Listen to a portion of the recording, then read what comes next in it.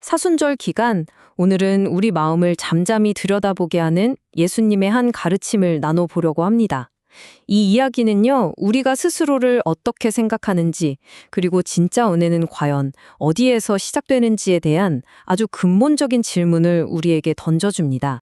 바로 이 말씀이 오늘 우리가 함께 깊이 묵상해 볼 핵심 메시지입니다. 어때요? 되게 간단해 보이죠?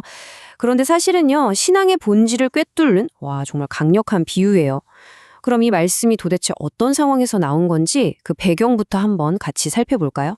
자, 한번 상상해 보세요. 그 장면을 우리 마음속에 한번 그려보는 거예요.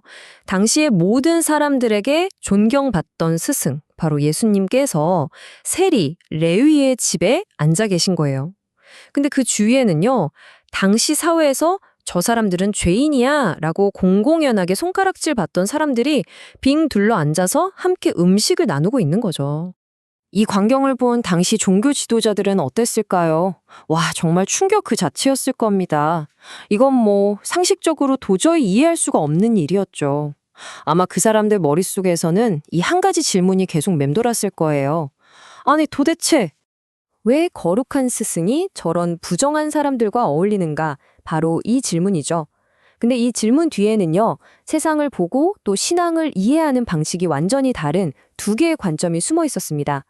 당시의 종교적인 기준을 세우던 바리새인들의 생각과 예수님의 행동이 그야말로 정면으로 꽝 하고 부딪히고 있었던 겁니다. 바로 이 화면이 그 충돌의 핵심을 아주 잘 보여주는데요. 바리새인들한테 신앙이라는 건 깨끗하고 정결한 사람들끼리 모여서 그 거룩함을 지켜내는 거였어요. 일종의 우리만의 리그 같은 거죠. 그런데 예수님의 방식은요? 완전히 180도 달랐습니다. 그분은 일부러 의도적으로 죄인이라고 불리던 사람들을 찾아가셨던 거예요. 자, 이런 비난과 오해 앞에서 예수님은 어떻게 반응하셨을까요? 막 복잡한 신앙 논쟁을 펼치거나 그러지 않으셨어요. 대신에 정말 단신하면서도 세상을 뒤흔들 만큼 강력한 비유 하나를 딱 드십니다. 그게 바로 의사 이야기예요. 예수님의 이 비유는요, 사실 우리 모두가 너무나 잘 아는 아주 간단한 질문에서 시작해요. 자, 여러분 한번 생각해 보세요. 어떤 사람이 의사를 필요로 할까요? 누가 병원에 가죠? 당연히 난 괜찮아, 난 건강해 라고 믿는 사람은 굳이 의사를 찾아가지 않겠죠. 왜냐? 필요를 못 느끼니까요. 그렇죠. 바로 아픈 사람입니다. 의사라는 존재의 이유는 아픈 사람에게 있는 거예요. 의사는 병들고 상처 입은 사람들을 위해 존재하는 거죠. 너무나 당연한 얘기잖아요.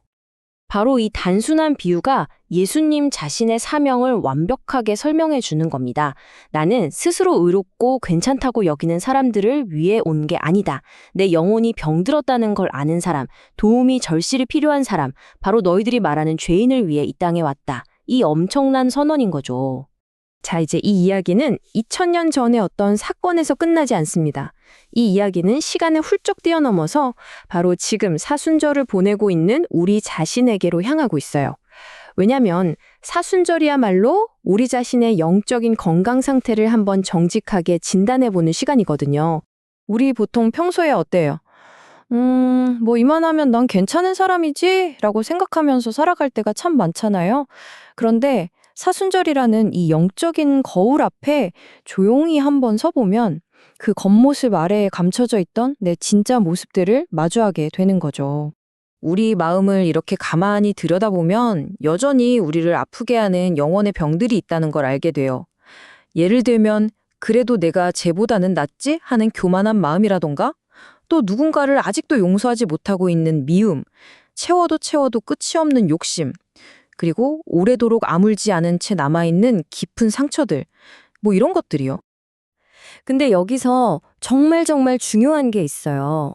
우리 안에 이런 어두운 면들을 발견하는 게 난 틀렸어 하고 절망하라는 뜻이 절대 아니라는 거예요. 오히려 이게 바로 치유를 위한 가장 중요한 첫걸음이 되는 겁니다. 우리가 바로 그 지점, 그러니까 우리의 연약함과 필요를 솔직하게 인정하는 바로 그 자리에서 정말 놀라운 반전이 시작됩니다. 바로 치유와 은혜를 향한 문이 활짝 열리는 거죠. 여기에 신앙의 놀라운 역설이 숨어 있어요.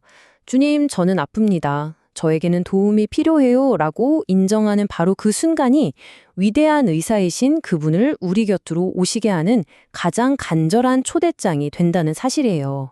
정말 신기하죠? 그래서 이 묵상의 끝에서 우리가 드릴 수 있는 가장 정직하고 또 가장 강력한 기도는 아마 이 고백일 겁니다. 주님, 저는 괜찮은 사람이 아닙니다.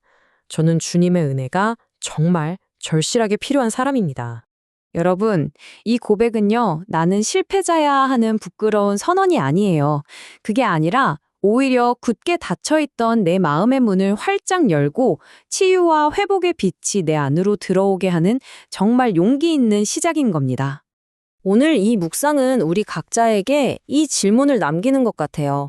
진정한 치유와 용서는 과연 어디에서 시작되는 걸까?